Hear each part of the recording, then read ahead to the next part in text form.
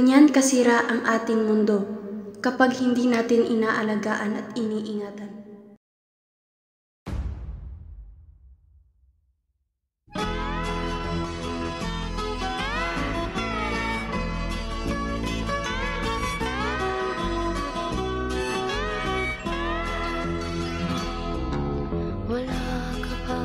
Habang tumatagal, unti-unti nating nakikita ang pagbabago sa ating kapaligiran. Ngunit, hindi ito ang pagbabago na ating nais.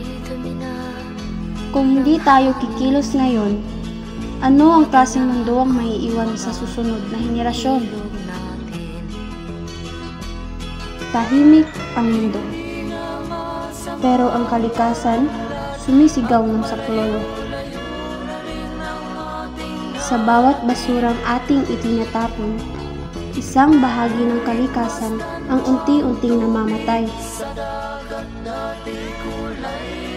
Hindi natin namamalayan, tayo mismo ang lumikha ng problemang kinatatakutan natin.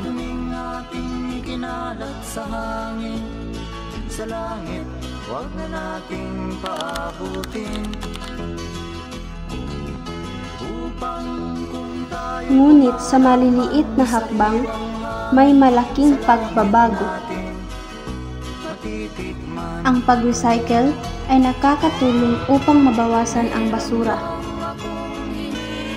Ang pagtatanim ng isang puno ay pag-asa para sa susunod na henerasyon.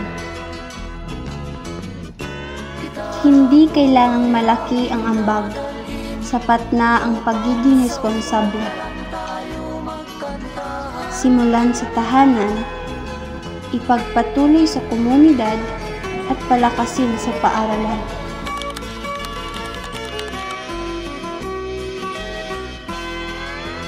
Masdan mo ang kapaligiran.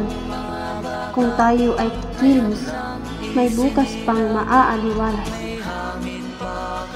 Ang pagbabago ay nagsisimula sa iyo, sa atin at sa ating lahat.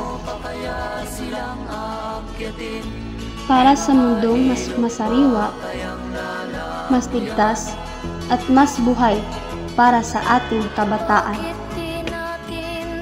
Para sa kalikasan, para sa kinabukasan.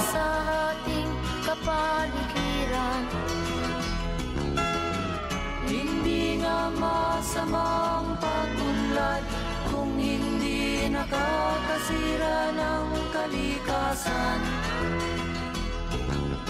Darating ang panahon, mga ibong dala ay wala nang madadapuan. Masdan mo